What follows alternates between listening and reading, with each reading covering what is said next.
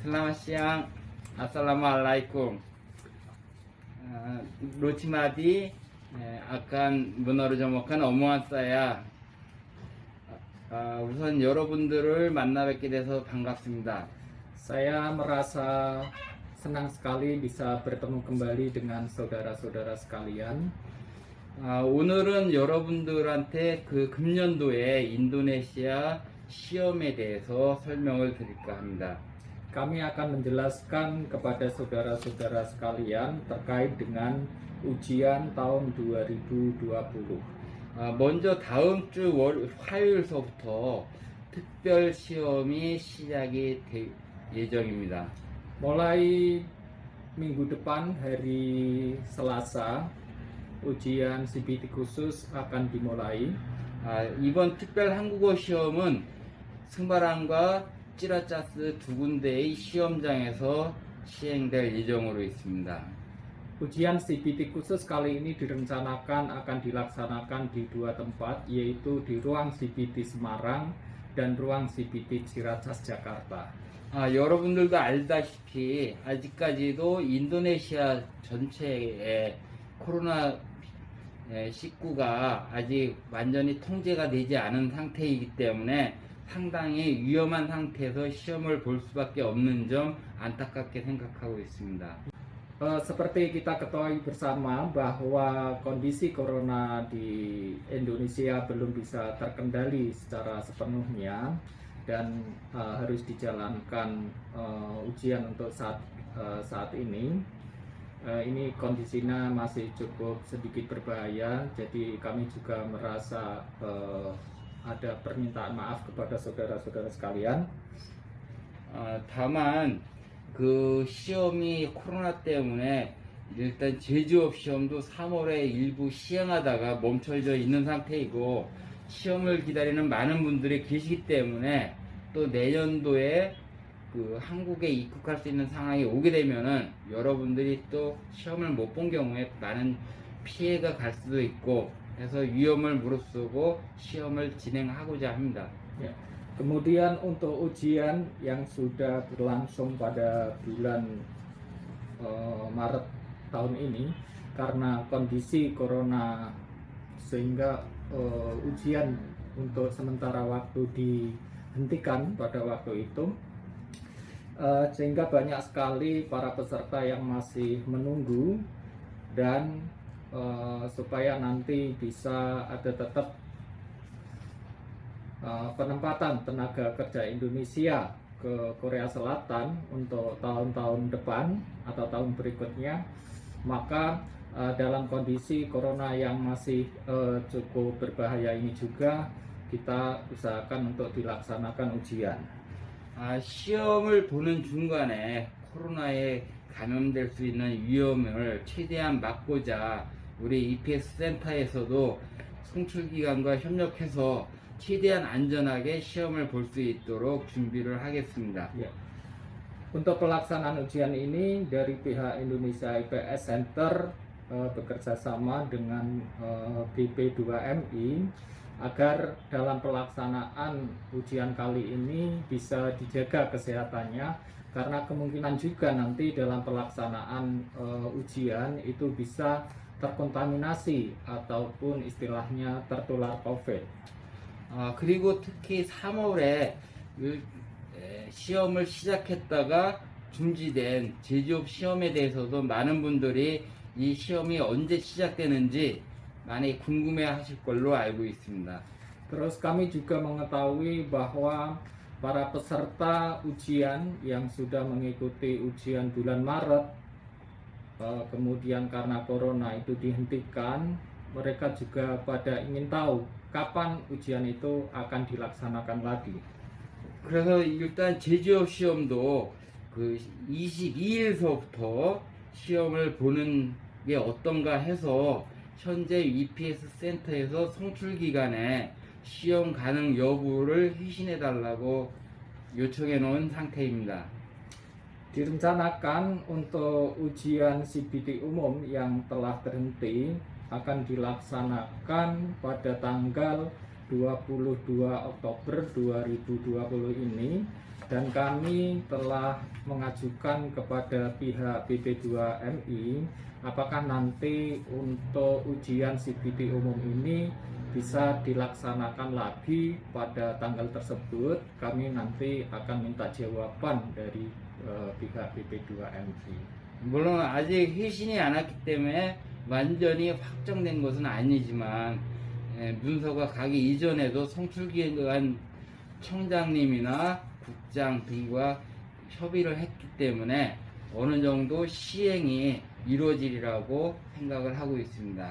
Ya, kami berpikir memang sampai saat ini belum ada jawaban apakah nanti ujian akan bisa dilaksanakan pada tanggal 22 Oktober tersebut karena belum ada jawaban. Tetapi sebelum kita mengajukan atau mengirimkan surat ke BP2MI, sebelumnya kami telah ketemu dengan kepala badan, kemudian dengan deputi. Jadi ada kemungkinan sekali nanti untuk ujian CBT umum itu bisa dilaksanakan lagi di tanggal tersebut. 시험이 만약에 진행되게 되면 수검사항 공고는 15일 날 발표할 생각으로 있습니다. Seandainya nanti untuk CBT umum bisa dilaksanakan pada tanggal tersebut, direncanakan nanti untuk pengumuman pembagian jadwal ujian masing-masing peserta itu akan dilaksanakan pada tanggal 15 Oktober 2020. 다만 시험 진행이 코로나 때문에 많이 바뀔 내용이 있어서 잠깐 미리 말씀을 드리겠습니다. Karena terkait dengan kondisi corona itu ada beberapa isi yang akan diubah 다른 pelaksanaan ujian nanti. 시험을 여러분들이 종전에는 선발 포인트제라고 해서 필기 시험, 그러니까 CBT 시험을 본 다음에 스킬 테스트 절차를 거치고 직무 능력 서류를 제출하는 선발 포인트제 방식으로 시험이 진행되어 왔었습니다. Untuk yang sebelumnya dijalankan yang dinamakan dengan sistem poin, peserta ujian setelah mengikuti ujian CBT atau ujian kemampuan bahasa Korea nanti akan mengikuti skill test. Di dalam skill test itu juga bagi peserta yang memiliki kompetensi itu nanti juga bisa sertifikatnya dikumpulkan. Seperti itu. 다만 이 경우에는 여러분들이 한 번 더 CBT 시험 이후에 기능 수준 테스트를 위해서 움직여야 되고 이렇게 두 번씩이나 시험장에 방문하는 경우에 코로나 상황이 그렇게 통제가 안 되는 상황이기 때문에 여러분들이 위험할 수 있고 해서 지금 앞으로 이번에 보는 제지업 시험은 시행 방법을 조금 바꿔서 보는 걸로 협의 중에 있습니다. Kalau untuk ujian CBT umum itu nanti biasanya peserta kalau yang sudah jalan itu akan datang 2 kali ya setelah mengikuti ujian kemampuan bahasa Korea nanti akan mengikuti lagi ujian skill test.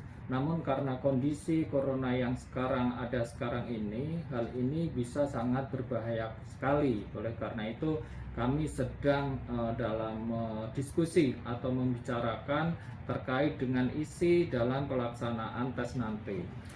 그래서 시험을 간소화 방식으로 시험을 보게 되는데 먼저 CBT 시험을 본 다음에 한국어 점수가 최저 합격점인 이상자를 대상으로 해서 색각 시험, 그다음에 신장, 몸무게 이렇게 3가지만 반영하는 방식으로 간소화해서 기능 수준 테스트를 대체할 생각입니다. Kami berpikir bahwa nanti untuk pelaksanaan skill test itu akan dilaksanakan secara lebih sederhana.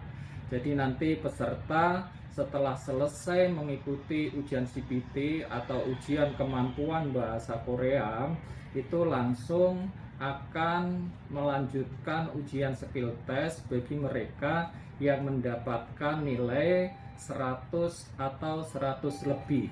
Sedangkan untuk skill test itu sendiri materinya sangat sederhana sekali, yaitu pemeriksaan buta warna, pengukuran berat badan, dan pengukuran tinggi badan. Jadi materinya sangat disederhanakan.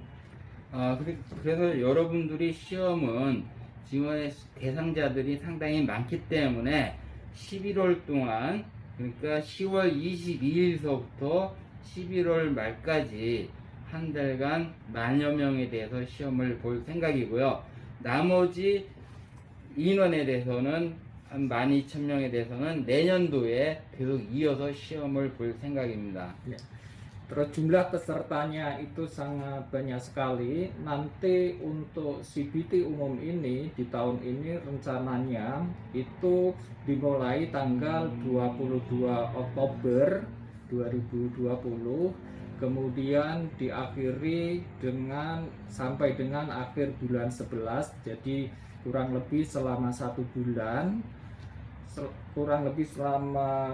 bulan. Itu ada sekitar 10.000 peserta.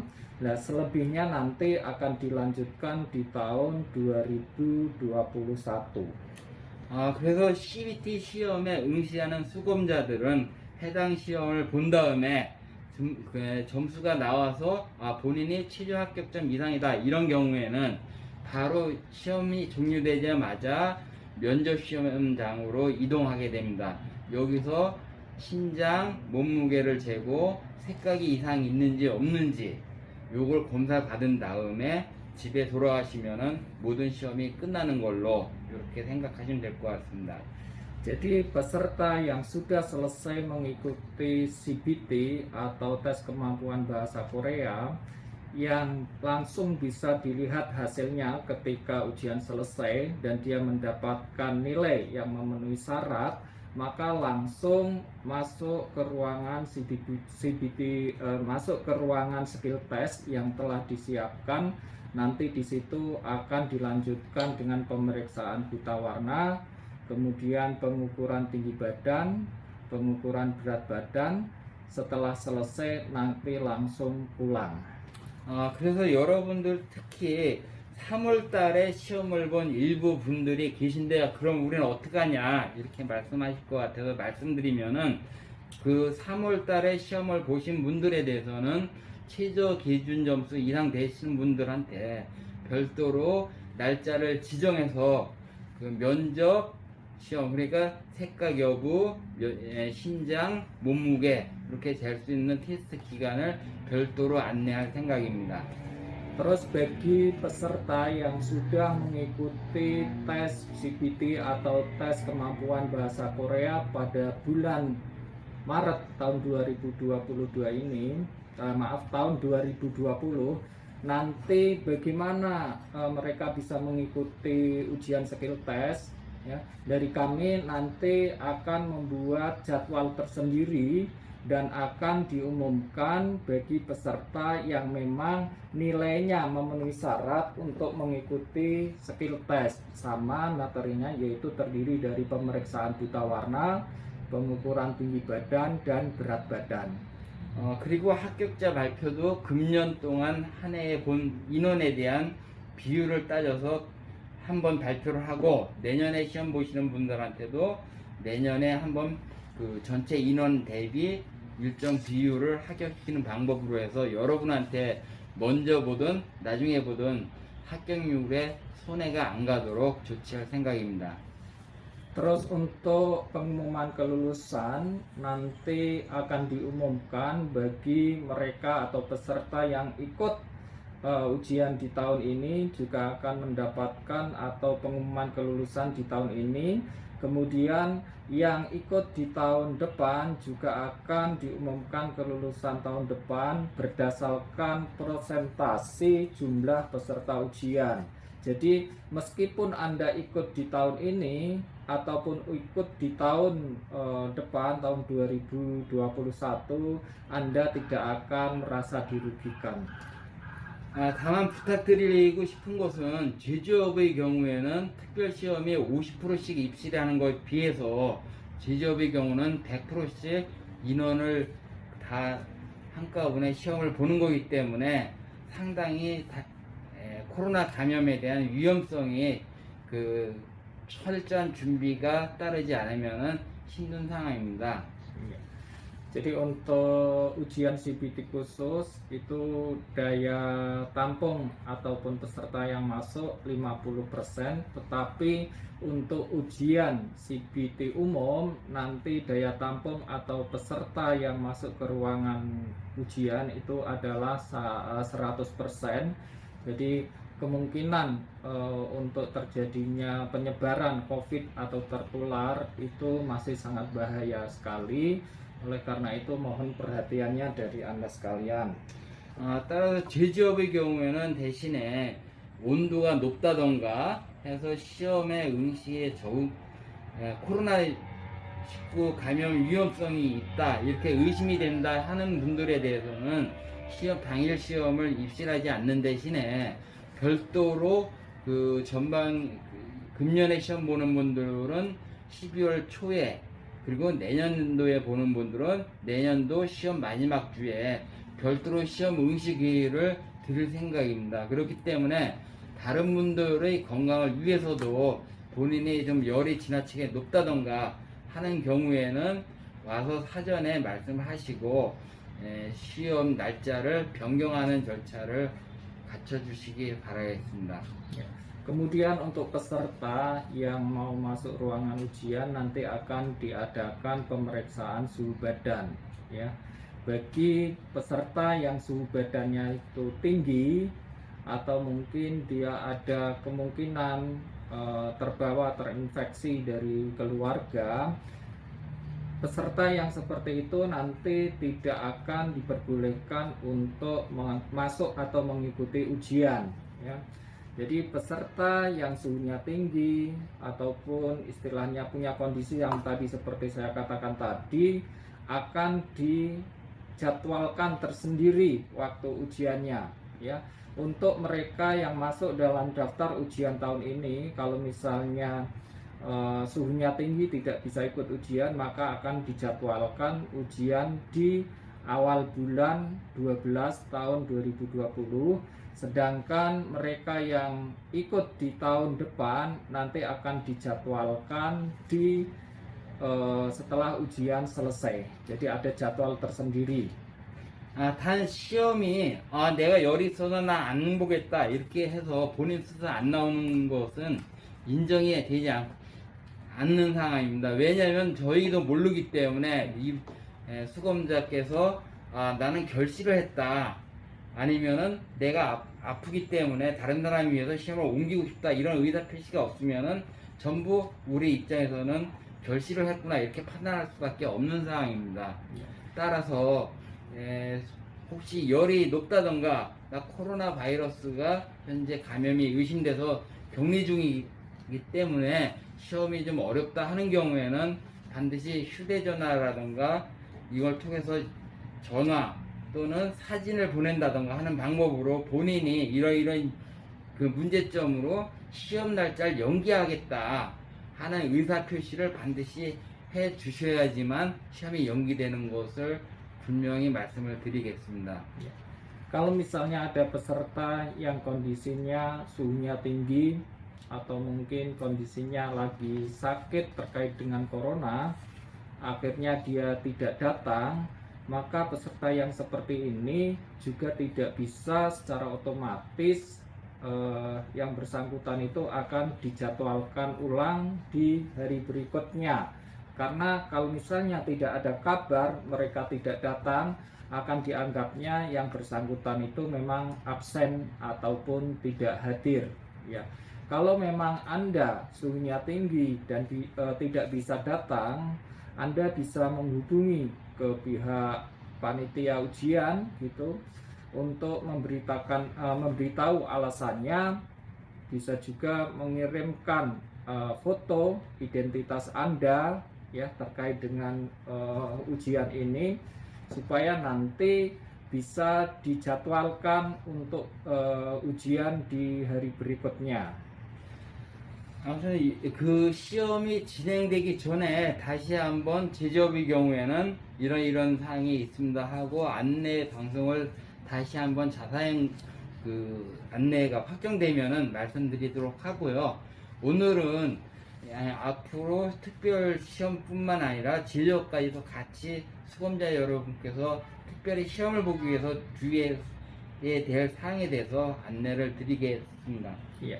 Jadi nanti kalau memang sudah positif untuk dilaksanakan ujian CPT umum, nanti seperti apa kondisinya akan kita informasikan terkait dengan persiapan yang harus dilakukan untuk pelaksanaan ujian atau mengikuti ujian, baik itu ujian CPT khusus maupun CPT umum akan kita informasikan. 아무튼 안전하고 잘 끝내기 위한 시험을 위해서 송출기관이나 우리 EPS 센터 열심히 노력하겠지만 수험자 여러분께서도 이 시험이 잘 끝날 수 있도록 많은 협조를 부탁드리겠습니다. Ya, kami berharap juga bantuan dan kerjasama dari saudara-saudara sekalian supaya ujian ini bisa berlangsung dengan aman, sehat, dan bisa selesai. Memang kami juga dari IPS Center HRD Korea juga bekerja sama dengan BP2 TKI, BP2MI terkait dengan pelaksanaan ujian ini supaya nanti bisa berjalan dengan aman, sehat, dan selesai dengan baik. 그래서 지금 이 시간 이후에는 제가 드릴 말씀은 됐기 때문에 로치 마디 씨가 앞으로 시험에 어떻게 준비를 해갖고 오실지에 대해서 자세하게 말씀을 드리겠습니다. 아주 많이 시험을 위해서 노력해 주시는 여러분께 진심으로 감사드립니다. Terima kasih. Ya, jadi apa yang disampaikan oleh Master Choi Jong Yun selaku Kepala Indonesia IPS Center HRD Korea sudah disampaikan. Selanjutnya saya suruh menyampaikan tentang persiapan yang harus peserta siapkan terkait dengan pelaksanaan atau terkait dengan peserta yang akan mengikuti ujian CPT. Terima kasih. Baik, terkait dengan pelaksanaan ujian IPS topik CPT, baik ujian CPT khusus maupun ujian CPT umum, ada beberapa hal yang harus diperhatikan oleh peserta ujian. Seperti tadi disebutkan di depan bahwa untuk pelaksanaan ujian IPS topik CPT khusus tahun 2020 ini dilaksanakan di dua tempat, yaitu di ruang ujian CPT UPT BP2MI Jakarta yang dulu disebut dengan kantor BP3 TKI Jakarta, dan yang kedua di ruang ujian CPT yang ada di kantor UPT BP2MI Semarang, ya, ada dua tempat. Kemudian setiap peserta yang akan mengikuti ujian IPS topik CPT, baik itu CPT khusus maupun CPT umum, itu yang pertama harus membawa hasil rapid test non reaktif, ya, hasil rapid test non reaktif. Bisa juga membawa hasil tes swab, ya, negatif corona. Kemudian membawa bukti potongan formulir pendaftaran atau kartu ujian, membawa paspor dan KTP yang dipergunakan pada waktu verifikasi dokumen pendaftaran. Jadi untuk tes kali ini, terutama untuk tes minggu depan, tes CPT khusus, peserta harus membawa hasil rapid test non reaktif atau hasil swab negatif corona, kartu ujian, paspor, dan KTP. Ya. Bagi peserta yang tidak membawa yang tadi saya sebutkan tersebut, tidak diperbolehkan untuk mengikuti ujian. Ya. Peserta ujian juga wajib menggunakan masker. Ya. Kalau memang peserta ujian wajib menggunakan masker, dan kalau misalnya ada, itu akan lebih baik juga memakai pelindung wajah, ya, atau face shield. Terkait dengan protokol kesehatan, nanti sebelum peserta ujian masuk ke ruangan itu akan dilakukan pemeriksaan suhu tubuh menggunakan termometer gun, dan nanti bagi peserta yang suhu tubuhnya itu 37,3 derajat atau lebih, itu nanti tidak diperbolehkan untuk masuk ruangan ujian atau tidak bisa mengikuti. Sedangkan bagi calon peserta yang suhu tubuhnya kurang dari 37,3 derajat, nanti akan diminta untuk mengisi instrumen self assessment ya. Jika masuk dalam kategori risiko besar, nanti yang bersangkutan juga tidak diisikan masuk, tetapi jika masuk dalam kategori risiko kecil atau sedang atau diizinkan untuk masuk mengikuti ujian.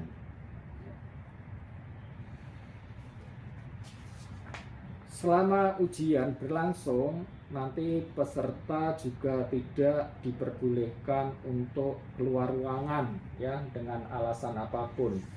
Oleh karena itu, kalau memang ada yang ingin ke kamar mandi ataupun yang lain, silakan nanti sebelum masuk ruangan ujian, silakan Anda lakukan dulu. Kalau memang Anda nanti selama ujian berlangsung kedapatan melakukan tindak kecurangan ya, maka sanksinya adalah selama 3 tahun berturut-turut Anda tidak diperbolehkan untuk mengikuti ujian IPS topik. Dalam rangka mendukung penanganan pencegahan penyebaran COVID-19 dan agar tidak terjadi kerumunan massa, maka setiap peserta ujian tidak diperkenankan untuk berkerumun di sekitar gedung tempat pelaksanaan ujian sebelum jadwal yang telah ditentukan ya. Hanya peserta ujian yang sesuai jadwal yang diperbolehkan masuk. Dan bagi yang sudah selesai melaksanakan ujian, segera meninggalkan gedung tempat pelaksanaan ujian. Dan bagi pengantar ataupun orang yang tidak ada hubungannya dengan pelaksanaan ujian, dilarang menunggu di sekitar gedung pelaksanaan ujian. Terkait dengan pengumuman yang lebih terperinci, itu nanti saudara juga bisa melihat di websitenya BNP2TKI, yaitu bnp2tki.go.id. Barangkali itu yang bisa saya sampaikan. Semoga Anda bisa memahaminya, dan nanti pelaksanaan ujian CBT yang telah kita siapkan berjalan dengan aman, dengan lancar. Terima kasih.